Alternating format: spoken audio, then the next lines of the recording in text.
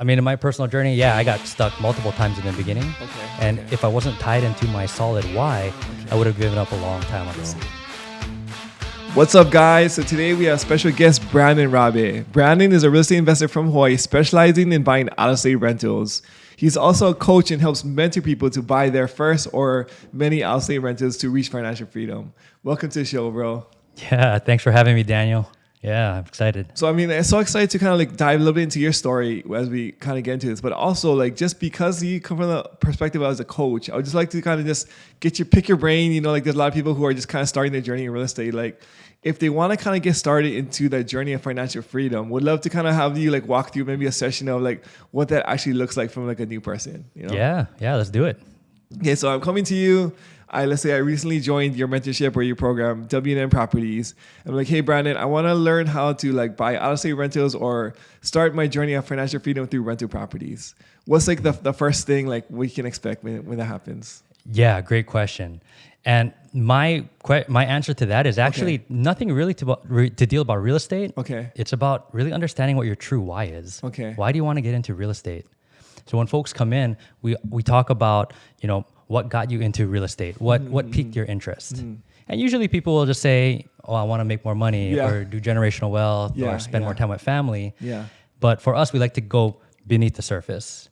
What about generational wealth do you really want? Like what? Okay. So I mean, walk me through this a little bit. So like when I come to you, I'm like, hey, like my goal is I want to retire from my job. I want to just like build enough financial freedom from rental income to basically replace what I'm making in my W-2. So when I tell you that, you're gonna say, like, is that a good enough why? Or it's great to get started. But with real estate, there's ups and downs. And it's really important to be locked in to your core reason why you want to do real estate. I mean, in my personal journey, yeah, I got stuck multiple times in the beginning. And if I wasn't tied into my solid why, I would have given up a long time ago. I see. Yeah. So like as a new investor just starting out, you really need to connect the why, the deep why, to like your journey. Otherwise, when it gets hard, you're gonna like quit. Because if it's just to make money, you're like, this is too much trouble to just make money. Is that what you're saying? Yeah, exactly. What's the kind of like a typical person walk me through like maybe what a typical person might say as far as like what their why would actually be? So if we started off with just wanting to create generational wealth. Okay. That's a common answer. Yeah, I know for me, that was one of my answers as well. Yeah. Generational wealth means like wealth for you and your kids and your kids' kids. Correct. And when we get into deeper discussion and really drilling down what generational wealth means to them, they find that the answers is within themselves. Meaning, like, they grew up without a lot of money, their parents had to work multiple jobs. They didn't get to see their parents, and they don't want to be that way to their kids. So getting down to that emotional level for the folks that come in, we've found great success in, just because we get to remind them that, hey, this is what's on the line. Yeah. So as you're coaching these students, as they're coming through like this journey, the first thing you do is like you figure out their real why, like some deep rooted like emotional thing that's important to them. And then as they come into challenges, you have to like remind them what their why is. Is that what you're saying? So Exactly. Yep. Yeah. So like just kind of breaking down this first step. So we come to starting the journey of financial freedom. I want to learn about out-of-state rentals. Like, I want to learn how do I buy them? How do I tenant them? How do I fix them up? What's the thing? But so first step in the process is uncovering my deeper why. Correct. Okay. Correct. Getting that out of the way. That way you got a starting point. Okay. And is like we save it with you, or like so you're aware of it? So every time we have like a trouble, you bring that up again, or how does that look like? Yeah. That's one way that we can support them. By being invested in their success. And it's really hard to do that without knowing what their motivation is. So yeah, we establish that up front. Okay. Yeah. So figure out the why. What's the next step in the process? Now we get to go into the tactical things. Okay. Starting with what we feel is market research. Okay. Market research, it tends to be one of those drier topics, looking up online or getting all the metrics. But like what kind of thing is like, what does market research really consist of?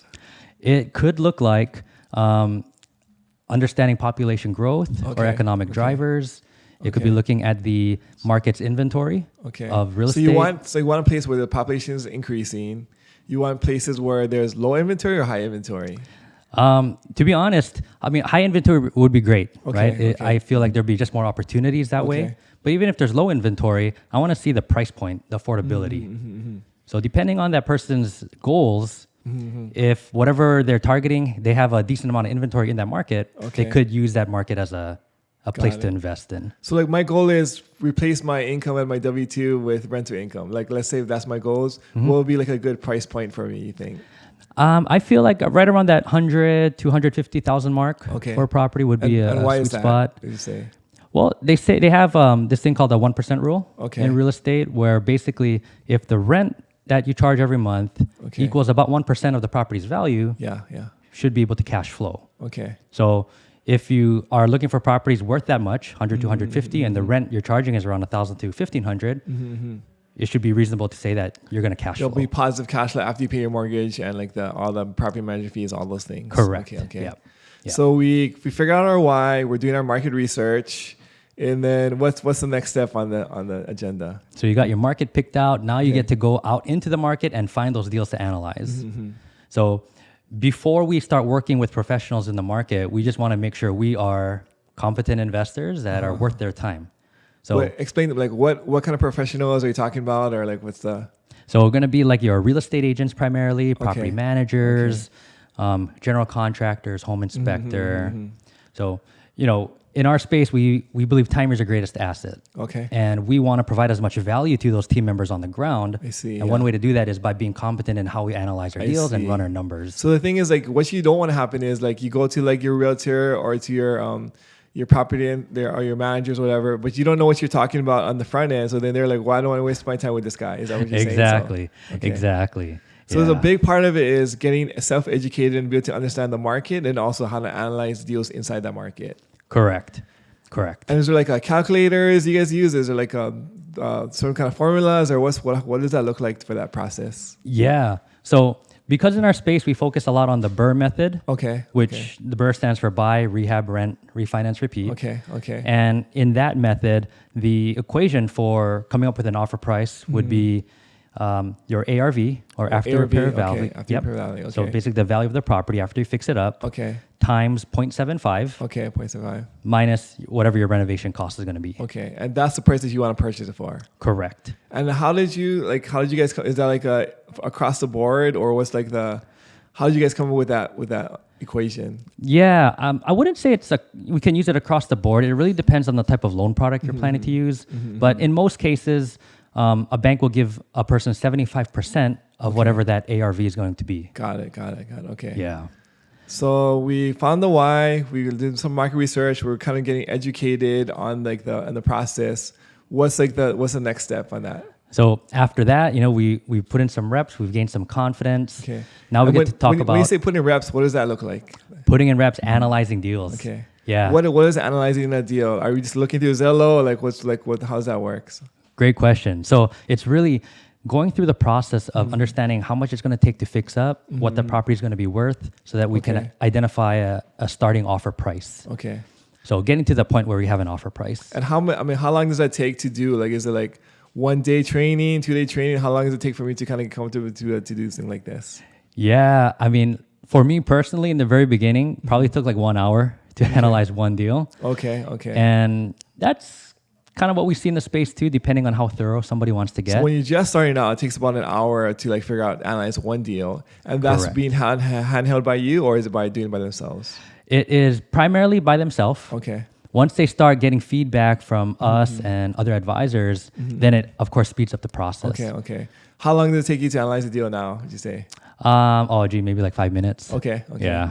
Yeah. So from 1 hour to 5 minutes, that's what you're looking at as far as the curve. So like when you first start, it takes an hour. Now, like once you become an expert, it takes you about 5 minutes to analyze the deal. Yeah. Okay. And I think the biggest thing too is it's more important to be decisive when you're analyzing the deal. What do you mean by that? So when we're looking at deals that we find on Zillow or on the internet, we only have a limited information to work with. Okay. So because it's only a limited information, chances are we're not going to be 100% accurate on our number. So it's kind of like a ballpark, really, in correct. reality. Yeah. And the folks that end up, so like when I was taking 1 hour to analyze a deal, it's because I was scrutinizing every single thing, wondering if I'm right or wrong. Yeah. But the reality is there's so many things that come up in real estate that it's just more advantageous to be decisive And when we get the property locked up and under contract, that's when we get to go hone in and really get firm on our numbers. So it's kind of like a more like a top of the funnel, kind of like you're just trying to see like disqualified properties. And so like it's a quick number. If it's close, then like you make an offer on it. And if it gets accepted, now you do more due diligence as opposed to like getting an actual contractor in, et cetera, like that. Yeah, exactly. So we're analyzing deals, like how long, I mean, what kind of, like, do you have like a training regimen for them, or what's like that? What does that look like? Yeah. So we'll walk them through the process on how to determine that ARV, how to estimate those rehab costs, how to read a seller disclosure and the different contracts. That way, when we send them off for the week to go and analyze deals, they have a pretty good grasp on how to identify that. And how many like deals are you saying like the typical week would you ask them to analyze when they first started? I challenge them to analyze at least 20. 20 for a week. Okay. Yeah. So analyze 20 for that first week, and then once they come back for the 20, are they ready to put in offers? Almost. So before putting out the offers, we like to also make sure they're all set up for funding. Okay. And because people come from different background, different circumstances, somebody might have a large amount of capital to start off with. Yeah. So in that sense, we can jump straight into working with an agent. Okay. If they're not in that type of position, we talk about getting creative with financing, and that's primarily around private money lending. Okay. So private money lending, do you guys ever use like hard money, or what's your thought process on that?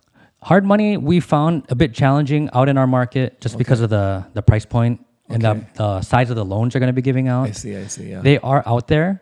But for many of the students, it just tends to be what they're looking for is just below what those hard money lenders are wanting to lend on. Yeah. So they got their funding lined up. What's like the next step in the process? So they got competency and confidence in analyzing. They got the funding in place. Now we get to work with those agents on the ground. Okay. And what does that look like? So we set them up. Sometimes we'll pair them with agents that we already have pre-existing relationships with. Okay. Other times we challenge them to go out and find agents on their own, whether it's through online or in other like Facebook groups, for example.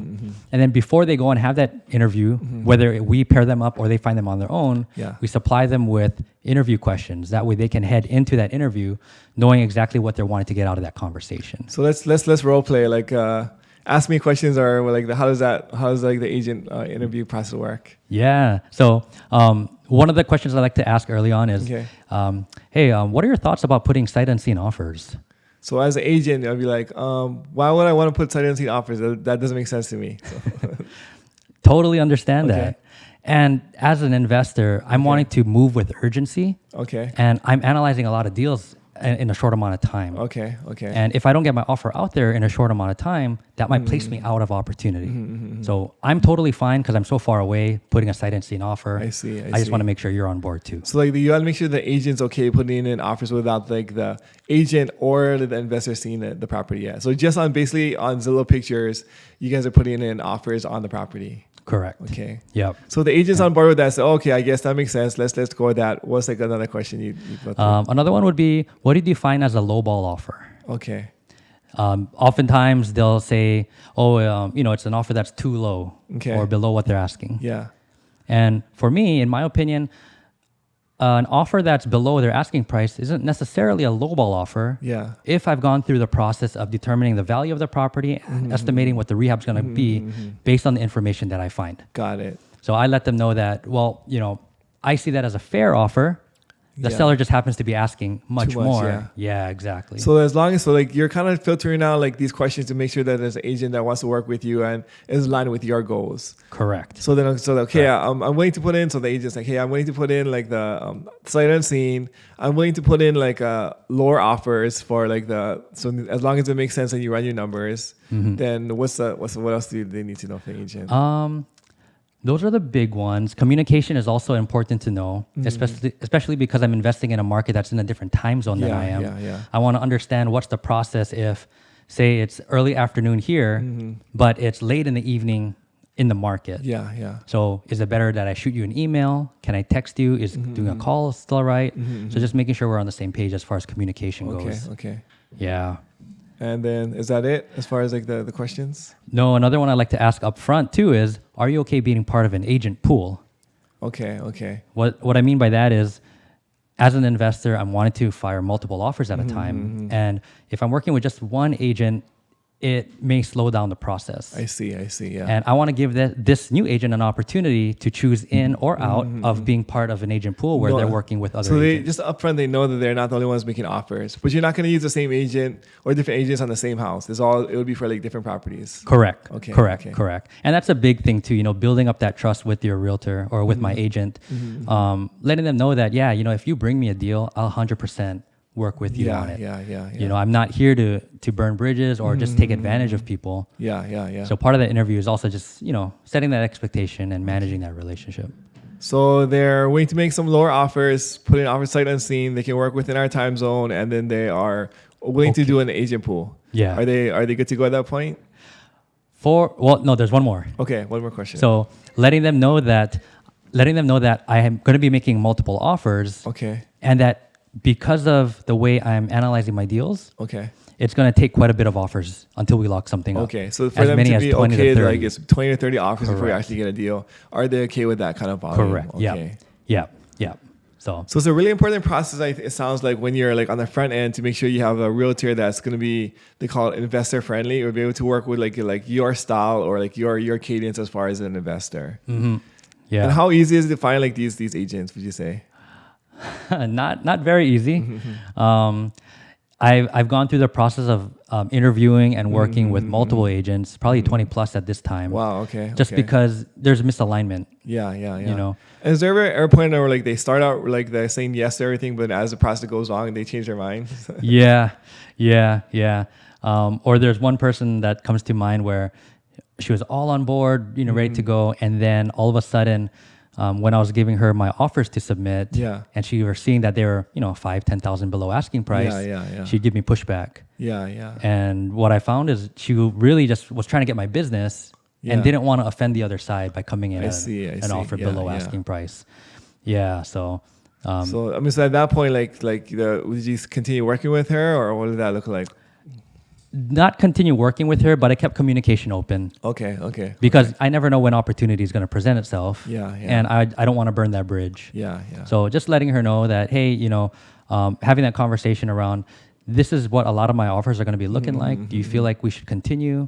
What are your thoughts on this? And then she decided on her own. I see. Yeah, you know what? Maybe we should just, part ways as friends, and we're still Facebook friends. Yeah. And the thing about realtors is like they're always friends, like that, just because eventually down the line they might like be might use them in the future, right? So So we found. So let's go through the steps. So we got the why, we got the market, we got educated, and then we found our realtor. Is that what's the next? Are we putting in offers right after that? Yeah. So now we're at the point where we're just analyzing deals and submitting offers. Okay. Getting to the point where we can enter due diligence. Okay. How many offers are we analyzing and submitting on a weekly basis at this point? On a weekly basis, I would say, so most people tend to shoot for about 5 to 10 offers a week. Okay. Yeah. So and how many offers does that take to analyze for that? I would say, well, here's the thing. Like I tell people, if you've spent time analyzing a deal and you've come up with an offer price, why not take that one extra step and see if an agent's willing to put that offer out? Even if it's super low, you think? Even if it's super low, right? And not so much telling them to put the offer out, but just letting them know, hey, this is the deal I'm looking at. This is where my offer is at. Are you open to writing up an offer for me? That way it places it on them whether or not they want to pursue that commission or not. So you think so if they're putting out 5 to 10 offers a week, they're analyzing 5 to 10 properties, you're saying? At least, but probably more like 20 to 30 deals, yeah. And then so putting out 5 to 10 offers a week, how many of those would get accepted, do you think? A week, it could be one of them, 1 out of the 10. Or it might take 2 weeks and you need to do 20 and you get 1 accepted. So what do you kind of see an average on your side? Like 20 offers for 1 accepted deal? No, probably more like 25 to 30. Okay, 25 to 30. Okay. Yeah. So then they put in like 25 to 30 offers. Eventually, after 2 weeks, 3 weeks, they get an offer accepted. What's like the next step in that process for them? Then from there, they enter due diligence. Okay. Which, can be anywhere from a 7 to 14 day period, depending on what they want. And then we come in and we just guide them along the steps of that during that time. So verifying with the title company, sending their earnest money deposit, scheduling the contractor or the home inspector. So going through that process so that they can determine whether or not it's something they should move forward with, renegotiate, or cancel. Okay. And so, I mean, throughout this whole process, is does everything pretty much going smoothly, or is there any like challenges that people run into like along this journey like that? Yeah, no, there's I wish it were smooth, but reality is there challenges come up, whether it's fear around, am I doing this correctly? Am I analyzing my numbers correctly? Fear about how am I going to pay for the property? Yeah. So if they don't have money in the beginning, you mean? So Yep. So definitely roadblocks do come up in that period. What's like the common roadblocks would you say like that would be coming up in these? I would say one of them, am I analyzing this correctly? Okay. Why is my offer so low? Am I doing something wrong? Yeah. So for us, it's just coming in, checking their work, seeing what what numbers they're running with, and then challenging them on how they came up with those numbers. Okay. So that they build confidence in themselves. Got it. Yeah. That I am going down the right path. So we're at the point where we're in due diligence. We're about to ready to how many of the times we do due diligence does it actually follow the contract, and how many actually close at this point? Great question. So more often it closes. Okay. But in the moments when it does fall out, that's when a lot of the coaching and mentoring happens. Because then now you've got bids from the rehab, from the contractor. Like actual bids. So you send the contractor out and he gives you estimates and stuff. So. And then you got the home inspection report coming in, right? So now everything is becoming real. Yeah. And then people tend to start talking themselves out of the deal. I see. Yeah. So very rarely do we cancel a contract because of financing. I think that's a poor excuse as to why to cancel a contract. But yeah, the ones that do cancel, most times it's from the seller. They're not willing to acknowledge that their property is not worth what they think it is. Got it. Yeah. You know? Yeah, and then the other side, of course, they just move forward. Okay. So like let's say they get through due diligence, everything looks fine and dandy, they close on the property.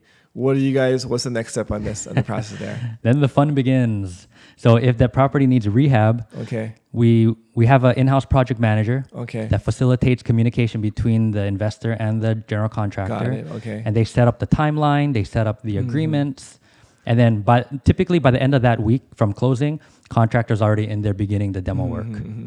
So you guys are really helping to like make sure like they're handheld through the whole renovation process when it comes down to like checking the numbers of the contractor, making sure like they're showing up for the job, all those different things that can be a challenge for outside investor. Yeah, absolutely. And what I found helps too with that is it allows the investor or myself to focus on acquisition. To focus on growing. What is that where do you think like the best time to spend for investors in general? Ooh, great question. I feel like it's a balance between analyzing deals, underwriting them, and then also growing your network. Okay. Because if somebody has a lot of money to start off with, if they're wanting to grow to a large portfolio, at some point they're going to run out of money. I see. And that's when we get into that creative side. So I feel like time best spent is both in finding the opportunities and then also finding money. Yeah. So when it comes to let's say you're spending all your time finding opportunities and money, now you don't have as much time to like manage your projects. So you think like handing off to a project manager or something else is like the best use of as an investor's time? Yeah, 100%. I've tried going down the route of managing the contractor myself from thousands of miles away. Yeah. And it's ended up in poor result. Basically, contractor running away with my money. Really? Tell us about that story. Like what happened? Yeah. So with that particular one, this contractor was referred to me by an agent. A local agent on the ground. A local agent on the ground. And I skipped the part of doing my own due diligence on the contractor. With the contractor. Yeah, correct. And what does due diligence look like? Like what is that? So having a conversation. So I did have a conversation with him, but I didn't verify that he was licensed, that he had insurance. I didn't really verify if he had a team in place or what his past work history was. I asked him these questions, but I didn't verify. How would you verify that though? I know that's the challenging part with this particular team member. Right.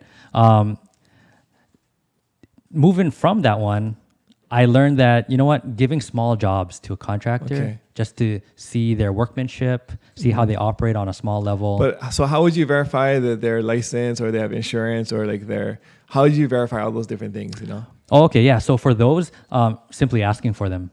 if they could provide a copy of their insurance policy. Okay. The license, I can look them up online. Okay. To see if they've been licensed through the county. Okay. Yeah, but see, all those things I wasn't really aware of, and I just But I guess I'm just saying, right, helping people who are kind of starting this journey, right? So like, if they want to vet a contractor, what are the steps that it takes to actually vet them? So you have a conversation, you check their license on the county website, you ask for their insurance. Is there anything else that you need to check? Well, another thing that's super important to have that this contractor didn't have was an agreement or contract in place. Like what do you mean by that? What's the contract agreement? So a contract that spells out when they're going to be beginning work, when the project is estimated to be completed, what order of work is going to be done, if there are any penalties or rewards if they get it done sooner or finish And do you do that with all the contractors that you work with? Now I do. I do. Yeah, because it just holds them to a higher standard, right? They sign it. I have documentation that they're going to be doing X, Y, Z work and finishing by this time. Got it. Yeah. So once you have that in place, then like, is the contractor vetted? That's all there is to it? For the most part, the other one would just be holding back funds. So depending on the contractor, they'll share how their system is as far as how to get paid. Okay. So some, depending on how they operate, some might just ask for half down, which I'm not okay with. That's quite a bit. What's typical, like, how do you usually pay your contractors? So the contractor I use now is actually scheduled out weekly. Okay. So weekly payments, and they're like not tiny, but very doable. So after the work's done, they get paid. But if the work's not done, then they don't get paid? Is that how it works? Correct. Okay. And it's every week. Okay. Yeah.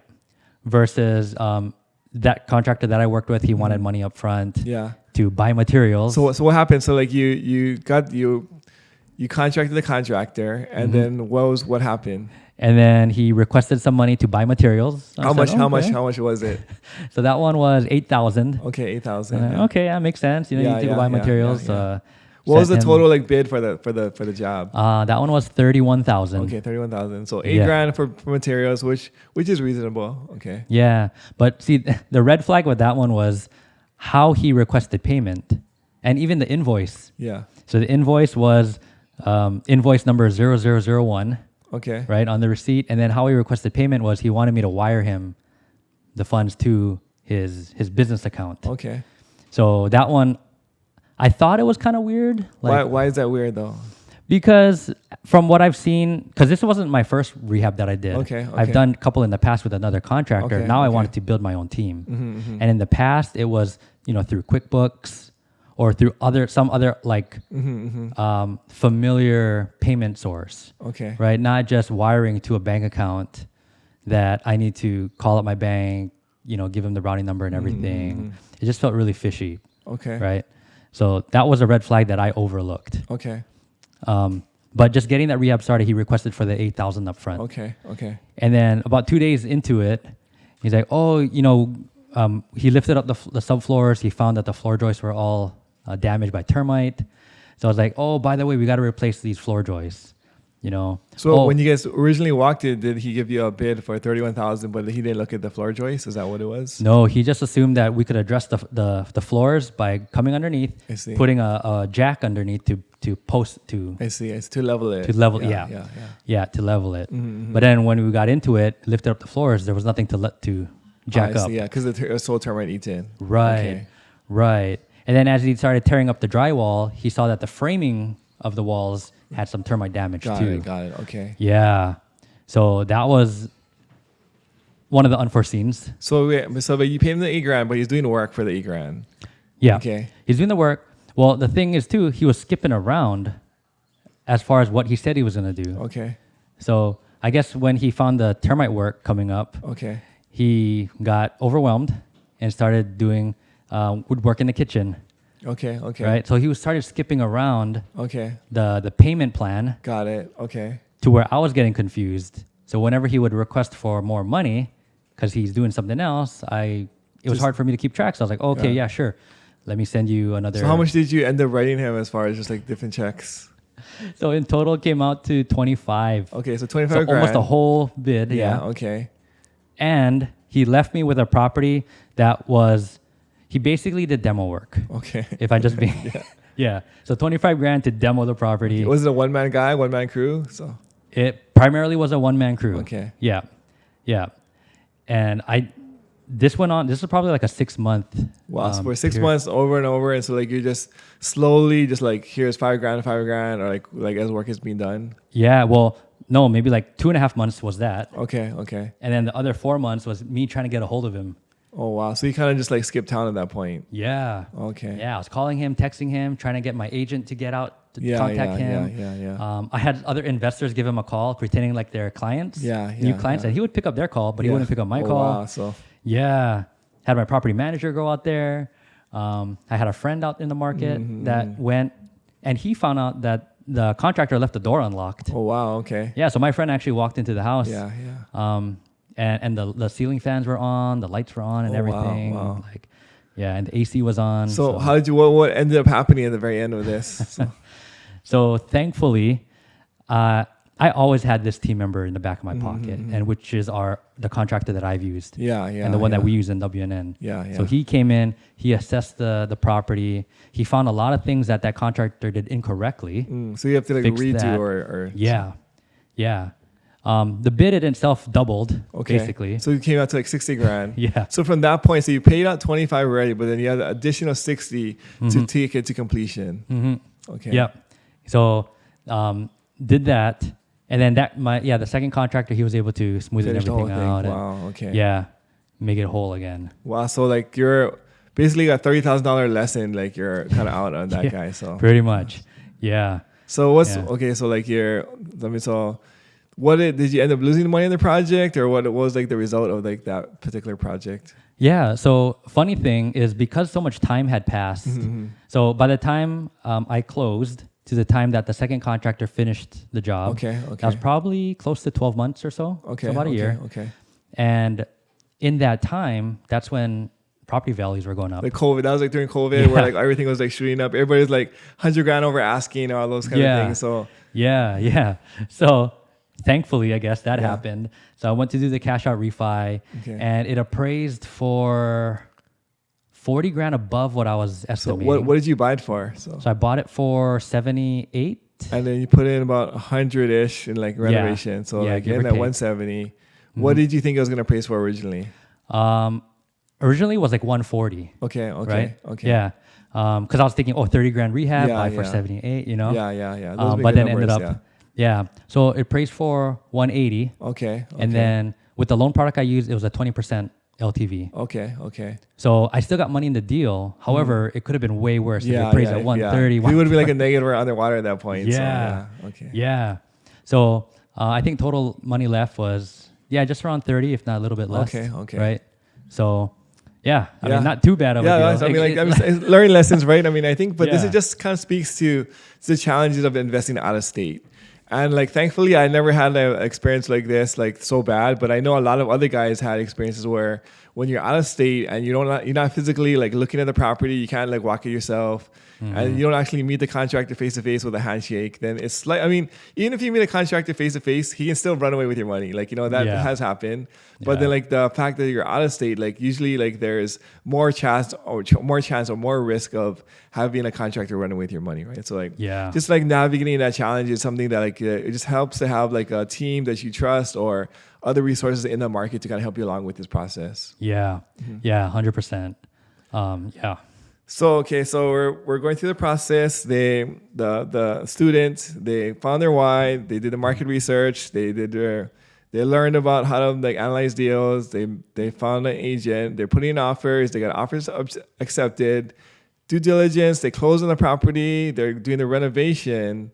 What's the next step in the process? So renovation is complete. Now we get to put the property up for rent. Okay. So we pair them with a property manager, or we challenge them to go and find one. Okay. Either way, we support them with questions to enter that interview conversation, so that they can determine if that property manager is a good fit. Got it. And then from there, they work with that property manager to market lease the property, it up, like put it out for lease, like find some tenants, etc. So property manager really takes care of like that whole process for them. Is that right? Correct. Okay. Correct. Very rarely do we have people that want to self-manage Yeah. some from out of state. But just like when you're talking and trying to find the right agent, how do you find the right property manager? What are you looking for? So some of the things I want to know is what their process is when there's a maintenance request. Okay. So when the tenant complains about a burnt out light bulb or a leaky faucet, when will the property manager notify me? Okay. And usually there's a dollar amount threshold as far as when I get notified. What's like your dollar amount threshold? For me, it's 300. Okay, so if it's under 300, they just go and do the repairs. If it's over 300, they're gonna ask you first. Correct. Okay. Yeah. So that would be one. Another one is understanding their fees. So like, is there a fee? Like, what's their fee to manage the property? Of course, every month. What are their fees for leasing the property? Okay. I've seen some as high as doing a month's worth of rent as their leasing fee. So that really takes a big hit on your cash flow. Yeah. Yeah. So, like, what's the fee if you request for them to walk the property to do a periodic inspection? Okay. Yeah. So those are some things, and then also, of course, when do I get paid? Yeah. What do you mean by that? So when, at the beginning of the month, the tenant pays rent. Yeah. And usually, property manager will hold on to that money for maybe a week or 2 weeks, just to allow either late payments to come in or just to take care of other things that come up. Okay. And at least with one of them, the property managers I use, usually it's around the 15th is when they make owner distributions. I get it. Okay. Yeah. So, I mean, is that all there is? Is there anything else you gotta like watch out for when you're trying to interview or look for a property manager? Do you want like a big guy, a small guy? What's like the thought process behind that? Yeah, great question. So for me personally, so long as they're really communicative, they're open about what's going on with the property. They're willing to let me know when things come up. Yeah. With the property manager that I use and the one that we recommend in our market, I think they're at around 200 or 300 doors. So not super large and not super small either. Okay. And so because like we have mid-size, you're looking for. It's a mid-size, and because we get to bring them a lot of business, that also supports. So because everybody in the community is using a similar property manager, then like you have clout when it comes to like you want to make sure like you're on the head of the list as far as like maintenance or like resources. Correct. Yeah. So that really helps, and I think even if you don't have that type of relationship with a property manager, I think it's all about just how do you provide value to them? Got it. Yeah. To the property manager. Yeah. And how do you provide value to the property manager? One of them, I think, it's just providing open, honest communication. And open, honest feedback.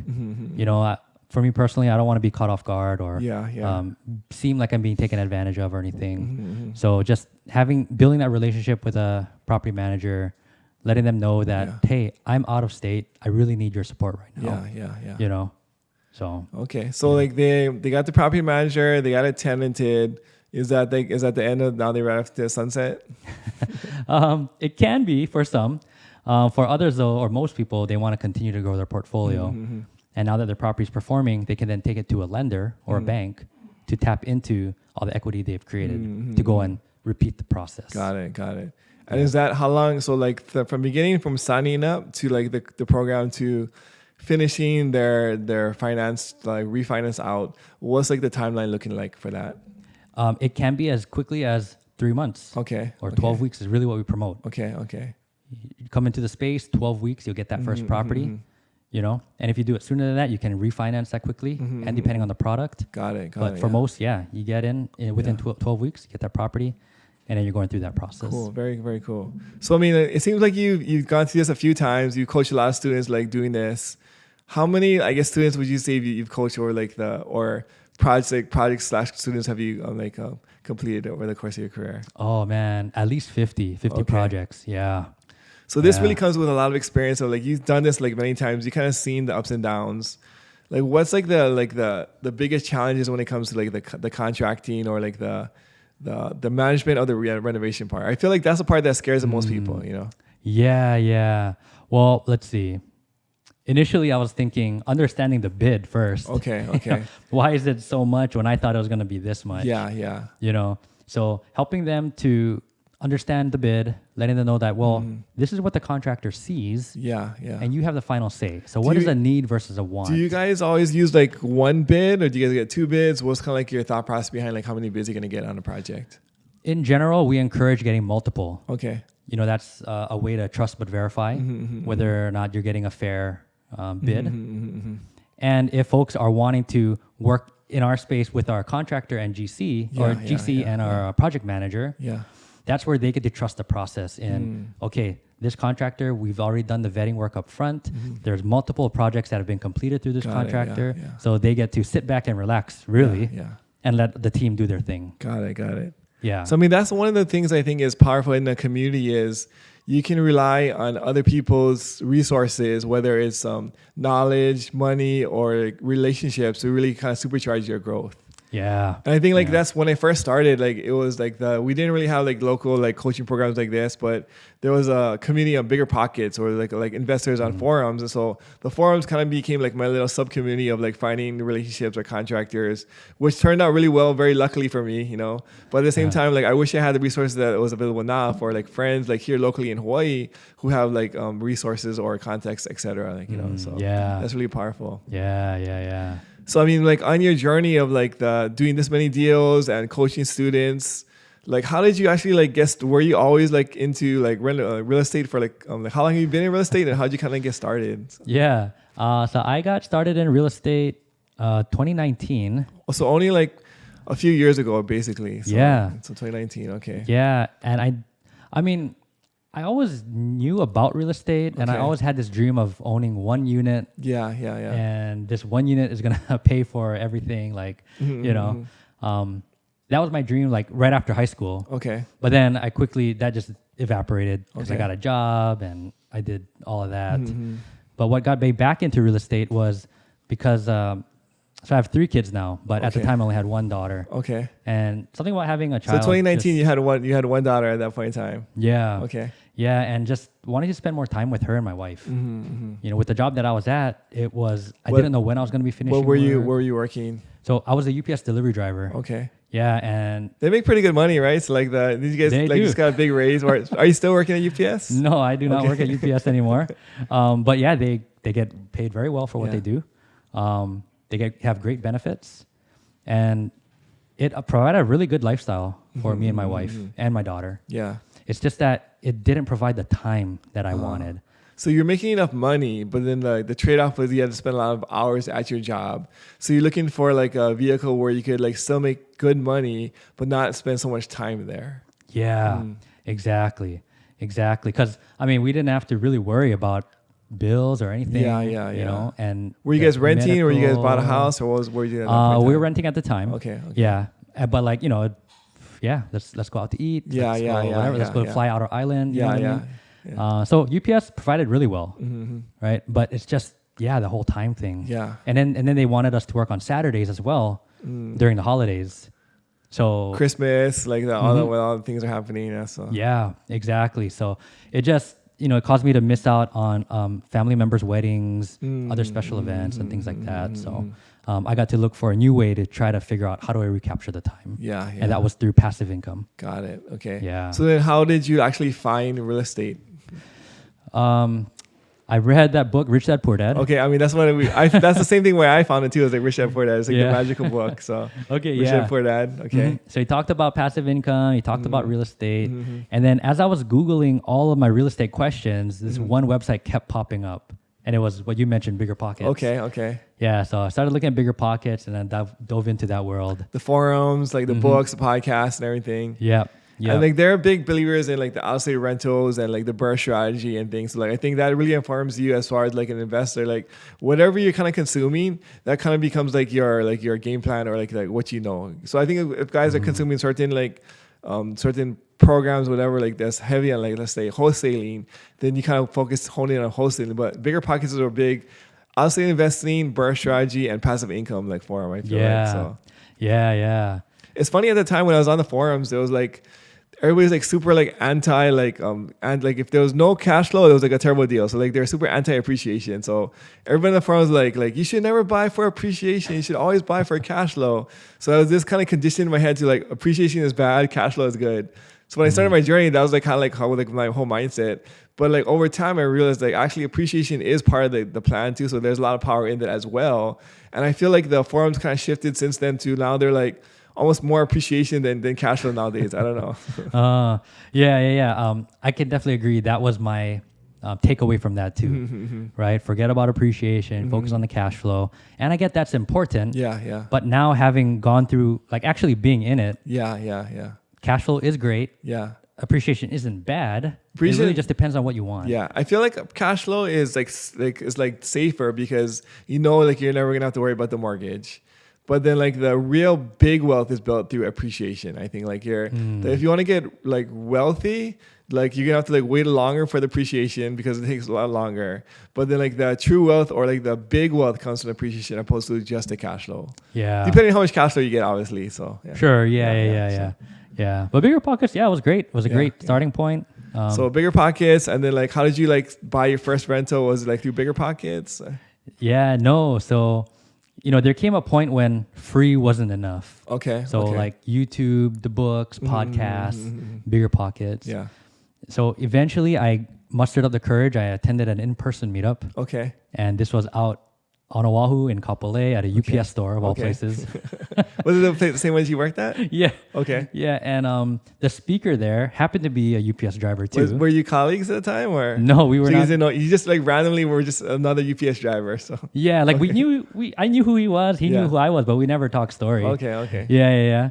But he happened to be doing a presentation at that meetup, and it was about out-of-state investing. And I knew about it. I just never knew anybody in real life. That did it. There's something powerful about meeting a person in real life, in person, that's doing it versus like reading about them on a book or seeing them on a podcast or on YouTube. Just having that face-to-face conversation, like it makes it more real.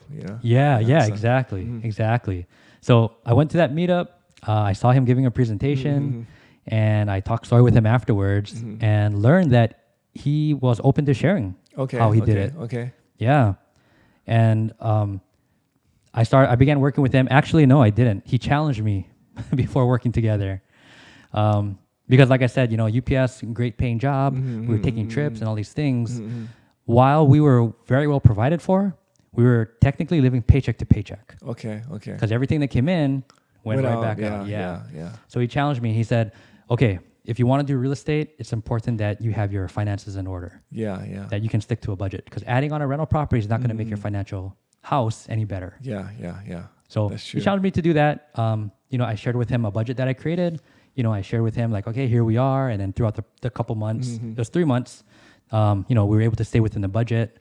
I feel like that's like a step that people sometimes don't take that's really important. It's just when you're starting to invest in something, anything, whether it's stocks, real estate, whatever, it's important to like take a look at your financial house and put that in order first, because if you have a bucket that's like leaking, if you add more to the top, you're just gonna make a bigger leak. Like that's just like how like I feel like we as humans are. Is like once we get more money, we're just gonna spend more money. So having like the financials, like budgeting in place, stops the bucket from leaking. Now when you add more like water to the bucket, it'll just build like a bigger bucket, right? Right. Yep. And I think it's Robert Kiyosaki. He says it's not about how much you make; it's about how much you keep. Yeah. That's so true. Yeah. Taxes included, right? So, which is why we like real estate, is because like you don't have to pay taxes. Yeah.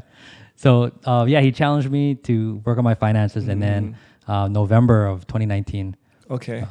He took me. He became my mentor. Okay. So you guys signed up for a coaching program together. Yep. What did you end up paying? What was the cost for that? It seemed like a lot back then, but now I'm like, I'm so glad.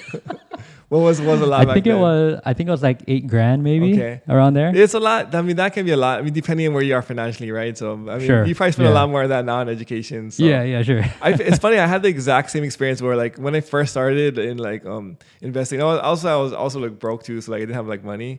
But I was like, I bought books in like $20, and like people were like trying to like send me a course for like $1,000, like $1,000, like why am I gonna spend $1,000 for like to learn something I can find for free, Right. But it's crazy now. I mean, like now we spend over 6 figures on education like yearly, but at the time I'm like, so now I'm like $10,000. That's like a deal. Like $8,000 is a deal, like especially for like a mentor like what we're talking about. So Yeah. So that's what, so he took me under his wing, and then 2 months after that, January of 2020, I got my first rental. So, I mean, it's amazing. I think like it's also speaks to the power of like paying for a mentorship and having accountability, because it's like you probably would have gotten your rental eventually, but it may not taken you like another 2 years or another year and a half to kind of actually pull the trigger. But by signing up for that mentorship, it kind of sped up the process, kind of like put a fire in your butt. Probably, I spend money for this. I gotta like maybe make sure I take action over here, and this like it just kind of helps you to overcome that first hurdle, to just get your first rental property. Yeah, 100%. And knowing what happened in 2020, for sure, if I had not invested in a program or getting external support, I probably wouldn't have. I probably wouldn't be here today.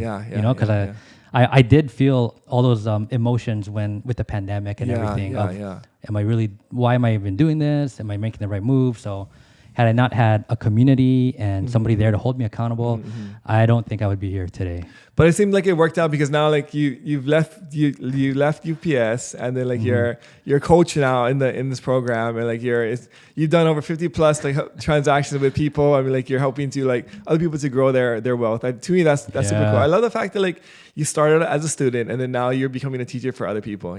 I know, it's so crazy. Like going into real estate, I had no intentions of doing what I do now. I thought I was going to be at UPS for another 10 years, buy one property every year. I mean, like that's there's nothing wrong with that too, right? There's the safe way of like just save up every year, buy one rental property over 10 years, 15 years. You have like a small little rental portfolio.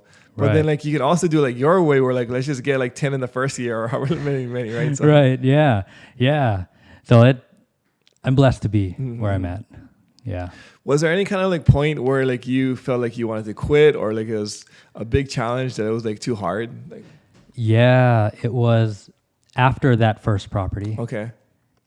A lot of people talk about that yearning for wanting to do more because now they had a taste of how it works. And I had a little bit of that, except in March of 2020, not only was the pandemic going on. That was like where I have some stories from March 2020. Like that was when like S was going down. So yeah.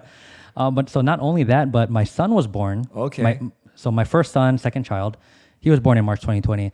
However, he wasn't breathing when he was born. So he was in the hospital in the ICU for a couple weeks. Oh wow. Okay. And like I'm trying to think like, okay, like, is my son gonna make it? And then there's like work, and then there's real estate. How am I supposed to get the next deal? I don't have like capital, like I gotta raise money. Like, so there's a lot of things going on, and that I was thinking, how can I do real estate when my son might not even make it?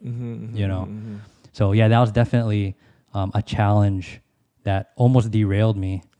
How did you overcome that?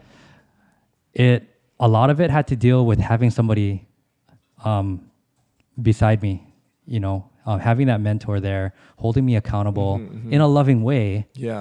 Reminding me that, hey, like I get where you're at. It's unfortunate, and you set off in real estate to do bigger and better things. And it's not going to happen if you are choosing into fear and scarcity, right? So, so I sat in that unfortunateness for a couple months. Not gonna lie. But just having my mentor there, and then having community there as well. And then probably did he do the trick of like getting your why and then remind you of your why? And he did. Yeah, he brought up. Like that's a powerful kind of. I've never heard that before, but that seems like a powerful way of like. You get to know somebody really well, right? You find out like what's their like biggest driver, like what's their why. And then once you have that, then like whenever like they feel like unmotivated, like you just put that back in front of their face, like remember this. Then like because it's so easy for us to forget. Like there's a lot of times when like we're so motivated, we really know our big why because we spend time like kind of like contemplating, thinking through it. Then life happens, and like you go to work, you eat food, like you visit grandma, whatever thing is, and you kind of lose the track of that why. So just having somebody like who knows your why and is able to put it back in front of your face as remember this. Like I feel like that's like really powerful. Yeah, exactly. And the fact that they're not so attached to like your circumstances. They're like an external third party looking in, and they're like, "Hey, Brandon, come on, man! Like this was the goal. This is what you're working toward, and this is why you said you wanted this. Come on, let's go." So yeah. I mean, that's invaluable having a guy like that on your side to kind of do that for you. So. Yeah. And I never thought I'd ever be that guy. So now you get to be on the other side. So now I get to be that guy. You also get to know people deepest, darkest secrets because like when they're sharing with you like their whys, you're like, oh. Yeah. So you got some blackmails from most people too. So. Oh man, yeah. But I mean, so super, super cool. So like you got your first property, you had a rough patch. What kind of like what did the next like year look like for you? So yeah, that was like the first 2 months of my first year in investing. Then I took a break for about 6 months because of the whole situation. And then that last quarter of 2020, I added 3 more. Wow. Okay. Yeah. So that was pretty cool too, because it's like going into that year, I wanted to do 1. Yeah. And I got the 1. Like, all right, I did it, yeah. you know? So to do 4 total without starting with a whole lot of money, like it blows my mind. So how do people do this where like they build a rental portfolio and they start with no money? Like to me, like when like that doesn't make sense. You know, like how does that happen? Yeah. I mean, the cool thing about real estate is there's so many ways it can go. They say almost everything in real estate is negotiable. Yeah. Right. That's so true. With the financing aspect, I mean, I didn't know a whole lot back then. When I got started, the only thing I really knew was private money lending. And as I did more research about that, and it started making sense, like, oh, okay, I present this opportunity to my friends and family. That's the route I chose to take. Yeah. Okay. Raising private money. Yeah. But it's really true that real estate is one of those things where there's so many different ways to skin the cat.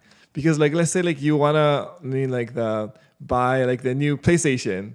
You pretty much only have like one, like you got to go to the store, you got to pay cash for it, right? But like with real estate, you can pay cash. You can get a loan for it conventionally. You can get like a commercial loan for it. You can do like a seller finance or like take over somebody's mortgage. You can partner on it. There's so many different ways to actually acquire real estate besides just like cash or the conventional way. Yeah. Yeah, and I didn't understand that in the very beginning. I just thought you had to save up money for a down payment. Yeah. You know, and do that route. Yeah. You know, and then I learned about buying properties in cash. I was like, what the heck? Like you can buy properties in cash. I love it because like you're only confined by like your own creativity. Like your ability to find deals where like you don't need cash is just like as actual skill that you can actually develop. Whereas like let's say the stock market is like you can't be like, hey Tesla, like can I just put down like 10% and then like rent back the rest from you, like, you know, like they're like heck no, right? It's like only real estate allows you to do things like this where you can actually acquire assets without actually having the cash in your bank account to do so. Yeah, I know, it's crazy. Yeah, and then with the whole, you know, what we were talking about earlier about doing the refinance. Yeah.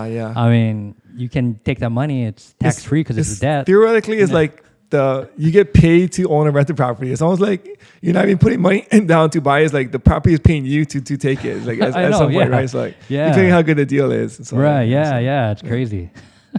So first deal in November or in 2019, and then 3 more in the ending of 2020. And then how did you like eventually scale to leave your job at UPS? Was just continuing to refine the process. Okay. So going through, you know, buying the property, fixing it up, renting it out, and then refinancing. Okay. Continuing that process, but with each deal I'm doing, I'm getting better and better and better. Yeah. And then I started. I was presented the opportunity with teaching other people, or at least supporting them in this journey. Yeah. And just by being in that role, I gain even more clarity and gain more skill sets. That's really interesting because the fact that you're actually teaching other people the process, and now you've helped like maybe like 50 other people do the same thing. Every time you teach and tell another person how to do it, you get better at the craft yourself. And I really love that aspect of it, as like it's almost like the law of the universe, where the more you give out, the more you kind of get. And it's not just like the skill set and the mindset and the things that you're overcoming for somebody else. You can directly apply it to yourself. Yeah, I agree. I believe it's Jim Rohn who says, help everyone get, or help just as much people get what they want in life, and you get everything you want in life. Yeah. And I can see that actually playing out. It's really crazy how it works out that way. Do you have like an all-star student who like maybe like your best student from like the beginning, they just like crushed it from the very beginning? Yeah. Somebody does come to mind. This guy or girl? That's a girl. Okay. This person, she stagnant first 6 months. Okay. Like just stuck up here in the mindset and the fears and everything. Yeah. Then all of a sudden it just, after just repetitively, right? Like every week having a conversation around, well, what are you afraid of? What could you do differently? You know, what's holding you back, right? Yeah. It just clicked. And all of a sudden, deal after deal after deal just started flowing in. That's awesome. Yeah. So I think for that remainder of that, so it's 12 months long, right? Okay. The program at the time. Okay. First 6 months, nothing. Second half 6 months, 6 deals. Wow. That's crazy. So like, I mean, it just, like a brand new investor, like knowing nothing about real estate probably. 6 months, you like join the program. 6 months of just like scared, like learning, just trying to figure it out. Then boom, something clicked, and then the next 6 months you got six properties. Yeah. That's amazing. Yeah. And she probably has more than me by now, which is great. Yeah, no, I love it. From a teacher standpoint, right? Yeah. Like I want them to be proud better. of her. That's so cool. Yeah. Yeah. So, yeah. I mean, I really love, so like when it comes to like the coaching, like what are you looking for in a student? You know, like. Great question. Somebody who is open to being coached. Okay. Someone who's open to receiving feedback. Somebody who, I wouldn't necessarily say motivated. Mm-hmm. I mean, that helps to a certain degree. Mm-hmm. But eventually, motivation tends to die off. Okay. So I guess I got to say, number one is they're being coached. They're open to being coached. Okay. You know, they're open to getting feedback, being willing to be, have their blind sides pointed out, you know. Yeah. Okay. Yeah. That's really good. So I mean, the big thing is just like, I guess like their attitude, like when they sign up is like, am I willing to like accept coaching or be coached for somebody who's like, they think they know it all already. Yeah, exactly. Their attitude. Because there have been some people that come in, you know, already think they know what they're doing, which is kind of funny because why'd you come in the first place? That are just resistant, you know, and with that resistance, they don't make as much traction as they thought they would or that they could. And then they start going into victim. Well, how come, you know, you didn't do this for me? Or why didn't the program do that? When reality is... They just didn't take the coaching that, like, they didn't do the, like, accept the right. advice. Yeah. And unfortunately, you know, how you do anything is how you do everything to a certain extent. So if you're going victim here in a coaching space, what does that look like in your real estate portfolio? What does that look like when you go off, when you leave the program and you go off and do it on your own? You know, how successful will you really be if you're always going victim? So that's a really good point. Yeah. I think I would be a terrible student, man, like that. I think I'm too arrogant. I don't know about that. But then I enjoy being coached, honestly. Like there's like I get so much out of like just having somebody else look at your particular like situation and help you like specifically, because you can get coaching for just reading books and listening to podcasts and things, and that's like general coaching where you're just absorbing information. But then having somebody like specifically looking at your situation and then taking their body of knowledge and apply it towards your situation is like really invaluable. So yeah, I agree. There's something about having that live aspect. And also the coach being invested in you. Wanting you to succeed. I think that's super important. And then it probably comes with like a little bit of accountability, right? Which is really helpful because we all need accountability in our lives. Otherwise, like we don't get anything done. So But I mean, awesome, man. Just super thankful for just having you on today, Brian, just sharing some of your wisdom and your coaching gems. If people want to find out more about you, where can they do so? Yeah, well, I'm pretty active on social media. Okay. So on Instagram, it's @BreakingRhythm. And I'm also a mentor with WNN Properties. Okay. So we have a Instagram for that as well, @WNN Properties. Awesome, man. Well, thanks for coming on the show. Yeah, man. Thanks for having me. Right on.